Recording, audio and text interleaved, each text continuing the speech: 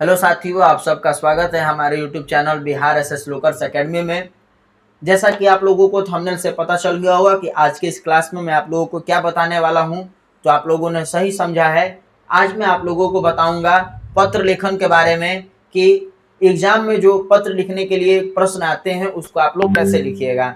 अक्सर बहुत सारे बच्चे हैं वो पत्र लिखने में गलती कर देते हैं, तो आज मैट्रिक और इंटर दोनों कक्षा के विद्यार्थियों के लिए ये क्लास में लेकर के आया हूं। हालांकि ये सभी कक्षा के विद्यार्थियों के लिए इम्पोर्टेंट है। अगर जो लोग 8वीं में है, 9वीं क्लास में है, जो 11वीं में है, उन सभी लोगों के लिए भी इम्पोर्टेंट है, क्योंकि पत्र लेखन सभी कक्षाओं के विद्यार्थी हैं उनके लिए इम्पोर्टेंट होता है। अगर परीक्षा छोड़ करके कहीं आप कुछ टीसी लेने जा रहे हैं या फिर बैंक में जा रहे हैं, कहीं भी जा रहे हैं, तो आपको पत्र लोग मांगते हैं या आवेदन पत्र मांगते हैं। तो अगर आप जो है ये सीखिएगा नहीं तो आप वहां पे कैसे लिखिएगा। बहुत सारे लोग क्या करते हैं, उनको लिखने नहीं आता है तो दूसरे से लिखवाते हैं, और दूसरे लोग क्या कहते हैं कि हम नहीं लिखेंगे, हमारे पास टाइम नहीं है। तो अगर आप जानिएगा तो खुद से लिख सकिएगा। तो इसलिए ये क्लास को आप लोग आखिरी तक देखिएगा और बताइएगा कमेंट में कि क्या आप लोगों ने पत्र लिखना सीखा कि नहीं सीखा। तो चलिए बिना देरी के पत्र लिखना शुरू करते हैं। और पत्र लेखन स्टार्ट करने से पहले हम लोग जानेंगे कि पत्र आखिर में होता क्या है। तो पत्र क्या होता है, तो यह एक व्यक्ति के अपने विचारों को दूसरे तक पहुंचाने का काम करता है। जैसे दूर दराज कोई व्यक्ति रह रहा है या आपके सगे संबंधी जो लोग रह रहे हैं, तो उनके संबंध को बनाए रखने के लिए हम लोग क्या करते हैं, पत्र का व्यवहार करते थे। पहले के समय में जैसे आप लोग जानते हैं कि पहले के समय में मोबाइल नहीं था और ज़्यादा मतलब की सुविधाएं नहीं थी, तो लोग क्या करते थे, चिट्ठी लिख करके भेजा करते थे एक दूसरे का परिचय लेने के लिए, एक दूसरे के साथ संबंध रखने के लिए, जो है अपनी बातों को बताने के लिए। तो लोग क्या करते थे, पत्र का व्यवहार करते थे। तो पत्र क्या होता है, तो एक दूसरे के विचारों को दूसरे तक पहुंचाने का यह काम करता था, और ये सबसे सस्ता और सुलभ साधन हुआ करता था। लेकिन आज के समय में तो मोबाइल टेलीविजन आ गया, तो अब पत्र व्यवहार ज्यादा कम हो गया है, लेकिन आप लोग को जानना भी जरूरी है। ठीक, तो ये पत्र के बारे में थोड़ा सा बात हो गया।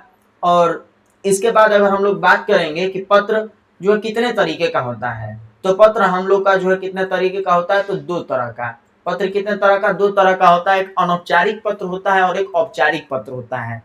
अक्सर आप लोग देखिएगा एग्जाम में जो प्रश्न आता है आप लोग का पत्र लेखन का, वो 5 नंबर का होता है। तो इसमें अथवा करके 2 प्रश्न दिया जाता है, अथवा करके 2 प्रश्न। एक तो मान लीजिए कह देगा कि पत्र लिखिए, और फिर अथवा में दे देता है आवेदन पत्र भी दे देता है, ठीक ना। या कभी कभी क्या करता है, दोनों पत्र दे देगा, अथवा वाला भी और जो पहले लिखा है प्रश्न में वो भी, और कभी कभी दोनों आवेदन पत्र दे देगा। तो ऐसा एग्जाम में आपका क्वेश्चन आता है। तो पत्र दो ही तरीके का होता है, याद रखना, एक अनौपचारिक होता है, एक औपचारिक पत्र होता है। अब अनौपचारिक पत्र होता क्या है, इस पे थोड़ा सा हम लोग चर्चा करेंगे। अनौपचारिक पत्र क्या होता है, तो कहा जा रहा है कि जो पत्र समाचारों के आदान प्रदान हेतु अपने मित्रों या संबंधियों को लिखा जाता है उसी को अनौपचारिक पत्र कहते हैं। यानी कहने का मतलब क्या हुआ, सिंपल सा पत्र हो गया। जैसे अपने पिताजी पर पत्र लिखे, भाई बहन पर पत्र लिखे, माता पर पत्र लिखे, या अपने सगे संबंधी पे जो वो मतलब दोस्त मित्र हो गए उन पे पत्र लिखे, तो वो सब हमारा पत्र लिखना क्या हो गया, अनौपचारिक पत्र कहला। यानी सगे संबंधी परिवार के सदस्यों पर जो पत्र लिखा जाएगा वो अनौपचारिक पत्र होगा। और इस पत्र में हम क्या करेंगे, व्यक्ति अपनी व्यक्तिगत पारिवारिक सामाजिक समस्याओं या घटनाओं को क्या करता है, उल्लेखित करता है। तो अनौपचारिक पत्र में क्या होगा, सिंपल सा केवल पत्र लिखेंगे अपने सगे संबंधियों पर।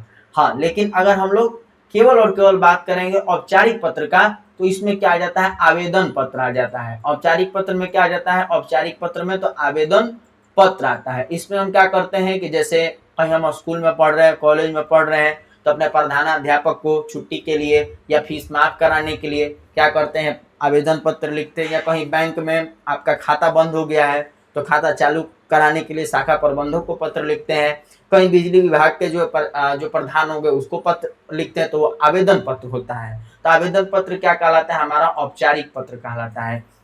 औपचारिक पत्र क्या होता है, तो कहा जा रहा है कि जो पत्र क्रेता विक्रेता के बीच व्यापार हेतु सरकारी गैर सरकारी संगठनों के प्रधानों को विभिन्न विषय वस्तु हेतु लिखा जाता है, तो उसी को क्या कहते हैं, औपचारिक पत्र कहते हैं। तो इसमें क्या होता है, तो आपका आवेदन पत्र शामिल है, शिकायत पत्र शामिल है, मांग आदेश पत्र शामिल है। तो ये सब पत्र इसमें शामिल होते हैं। तो मुख्य रूप से याद रखना है कि औपचारिक पत्र आवेदन पत्र होता है, और अनौपचारिक पत्र में सगे संबंधियों को केवल क्या करते हैं, अपने पत्र भेजते हैं। तो ये औपचारिक अनौपचारिक तो मुझे लगता है कि आप लोगों को समझ में आ गया होगा। अब इसको कैसे लिखेंगे इस पे थोड़ा सा हम लोग चर्चा करेंगे। तो कुछ इसके निर्देश पर या पत्र लेखन के जो मुख्य बातें हैं उस पर हम लोग थोड़ा सा ध्यान देंगे। तो पत्र लेखन है तो कुछ हम लोग निर्देश पे अब चर्चा करेंगे कि पत्र लिखने के क्या क्या नियम है। तो सबसे पहले तो कहा जा रहा है कि सर्वप्रथम पत्र के ऊपर क्या करेंगे, दाईं ओर जो है अपना पता लिखेंगे और इसके नीचे तारीख लिख देंगे। ये केवल पत्र का बता रहा है, जो अनौपचारिक पत्र है ना उसको कैसे लिखेंगे ये बता रहा है। तो मान लीजिए कि यह हमारा पेज है, ठीक, इस पेज में हमारा दाईं ओर क्या पड़ेगा, तो ये पड़ेगा। तो अपना दाईं ओर क्या करेंगे, इस साइड हम अपना पता लिख देंगे और उसके नीचे तारीख लिख देंगे, ठीक। अब कहा जा रहा है कि जिस व्यक्ति के पास हमको पत्र लिखना है उसका नाम या आपके साथ उसका क्या संबंध है उसके अनुरूप जो है संबोधन कर देंगे। फिर नीचे क्या करेंगे, उसका संबोधन कर देंगे। और फिर कह रहा है कि संबोधन करने के बाद अपनी बातों को सरल एवं संक्षेप में लिख देंगे। फिर अपनी बातों को हम क्या करेंगे, सरल भाषा में, संक्षिप्त भाषा में यहाँ पर नीचे लिख देंगे। तो ये हमारा पत्र लिखने का तरीका है। आगे और भी तरीका बताया जा रहा है। कहा जा रहा है कि पत्र लेखन के अत्यधिक कठिन शब्दों का या द्विअर्थक शब्दों के से बचने का कोशिश करना चाहिए। यानी अगर हम पत्र लिख रहे हैं अपने सगे संबंधियों पर या मित्र पर, तो हमें क्या चाहिए कि एकदम सरल भाषा में, आसान भाषा में उसमें शब्दों का प्रयोग करें, ताकि उन्हें भी वो पत्र पढ़ करके समझ में आए कि हम क्या अपने विचार को रखना चाह रहे हैं उनके सामने, ठीक ना। इसके बाद पांचवा पॉइंट कह रहा है कि पत्र लेखन में यह कोशिश करनी चाहिए कि पत्र पढ़ने के बाद पाठक की अप्रसन्नता प्रसन्नता में परिवर्तित हो जाए। अब ऐसा नहीं है कि पत्र में लिख दे उलझुल बातें, ऐसी बातें लिख दें कि जो पत्र पढ़ने वाला दुखी है तो वो पढ़ करके और दुखी हो जाए और खिसिया जाए। तो ऐसा नहीं करना है। पत्र में वैसे शब्द लिखना है, इस तरीके से लिखना है कि ताकि पढ़ने वाला जो है अगर उदास भी रहे, अप्रसन्न भी रहे, तो वो खुश हो जाए। और फिर इसके बाद कह रहा है कि पत्र की लिखावट साफ सुथरी होनी चाहिए। अब ऐसा नहीं है कि आप लोग जैसे फेयर बनाते हैं, जैसे रफ कॉपी में लिखते हैं, या जिनका राइटिंग खराब है अब वो लोग चलेंगे पत्र लिखने, नहीं। पत्र लिखना है तो साफ सुथरा बढ़िया से अच्छे से लिखना है कि ताकि पढ़ने वाले जो है देख करके भी जो खुश हो जाए। अब उदास से पत्र लिख दिए गलत सही के, एक लाइन में 50 को गलती किए हैं, तो देखिए कि नाराज हो जाएगा, ये क्या आया है, पत्र आया है कि ये खाली चिचड़ी है। तो इसलिए गलती करने से बचना है, साफ सुथरा पत्र को लिखना है। फिर इसके बाद आगे कह रहा है कि पत्र के समाप्ति के बाद प्राप्तकर्ता के अनुरूप स्व संबोधन लिखे और पत्र पाने वाले का पूरा नाम और पता पिन कोड के साथ अवश्य लिखे। तो फिर हमको क्या करना है, फिर पत्र पाने वाले का अंत में पूरा नाम और पता पिन कोड ये सब लिखना है। और इसके बाद जो हम पत्र समाप्त कर लेते हैं तो प्राप्तिकर्ता के अनुरूप जो स्व संबंध यानी खुद के बारे में हमको लिखना है कि हम जिसको पत्र लिख रहे हैं तो वो हमको क्या कहेगा, या मतलब कि हम उसके क्या लगेंगे, वो चीज हमको संबोधित कर देना है। पहले उसका संबोधन करना है और अंत में खुद का संबोधन करना है।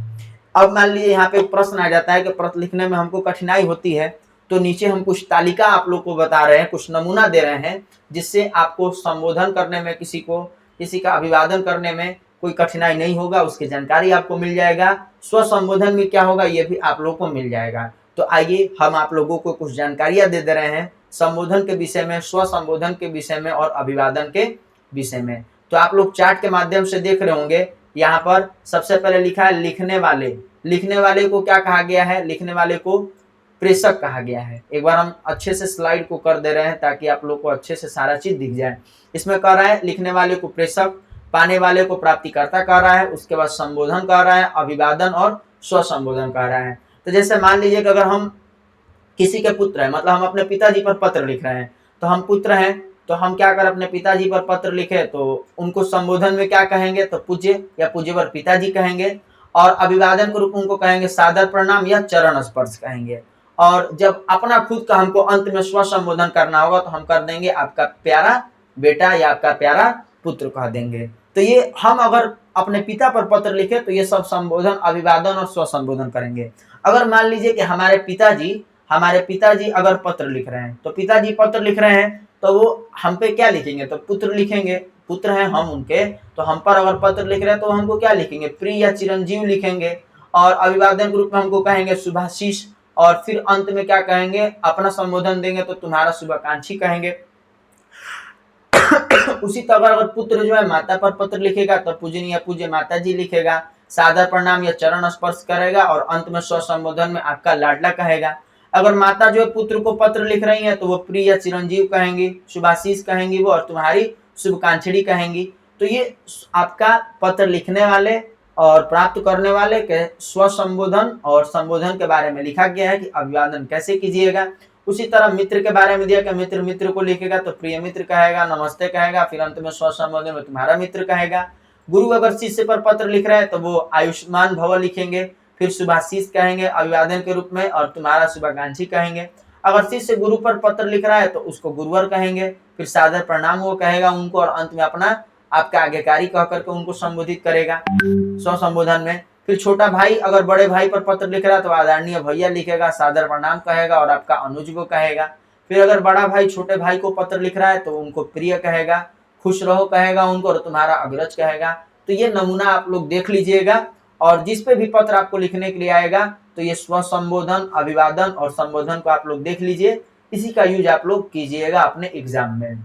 अब इतना तो आप लोग को पता चल गया, तो आइए अब दोनों तरीके के पत्र का आप लोग को नमूना दिखाते हैं। तो अनौपचारिक पत्र का नमूना सबसे पहले दिखा दे रहे हैं, जिसमें केवल और केवल पत्र आएगा अपने सगे संबंधियों पर, ठीक ना। सगे संबंधियों पर क्या आएगा, संबंधियों पर पत्र लिखने के लिए यहाँ पर बात किया गया है।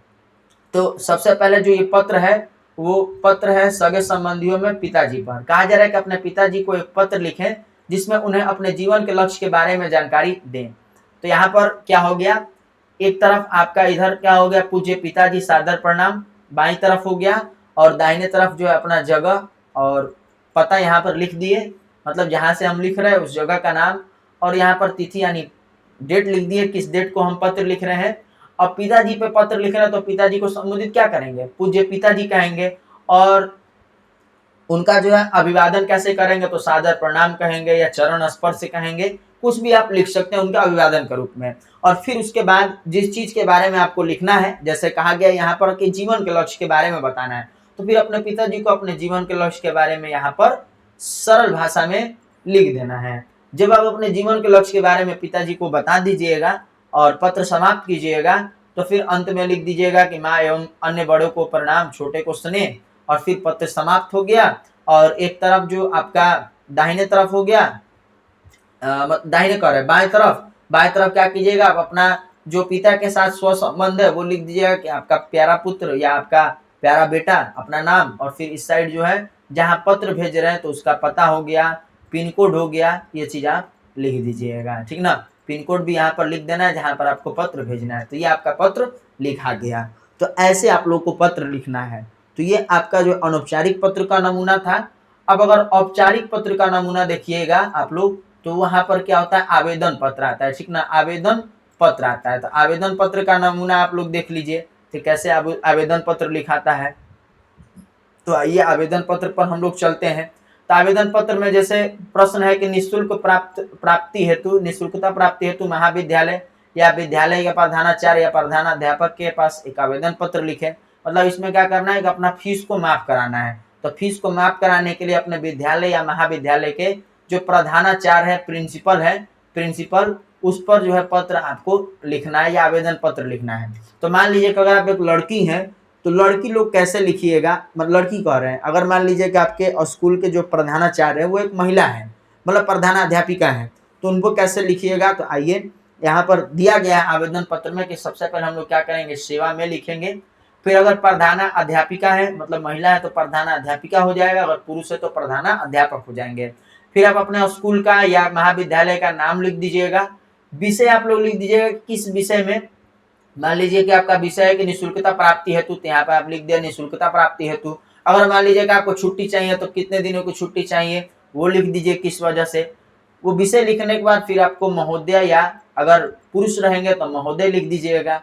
फिर आप लिखेगा कि सभी निवेदन है कि मैं आपके स्कूल के विद्यार्थी हूँ, किस कारणों से आप जो है अपना फीस को माफ कराना चाहती हैं वो लिख दीजिएगा, या आप लड़के हैं तो वो लिख दीजिएगा, लड़का लड़की जो भी जिस तरीके से हैं आप अगर, तो आप लोग इस सारी बातों को लिख करके और फिर अंत में जो है अपना ये कह दीजिएगा कि मैं आपके कक्षा के मतलब आपके स्कूल के विद्यार्थी हूँ, मैं आप पे मतलब कि कृपा करना चाहती हूँ, अतएव आपसे प्रार्थना है कि आप विद्यालय का फीस मुझे माफ कर दे, ताकि मैं शिक्षा प्रदान करने में मतलब कि शिक्षा प्राप्त कर सकूँ और निःशुल्कता प्राप्त करके शिक्षा प्राप्त कर सकूं, मैं आपकी सदा आभारी रहूंगा।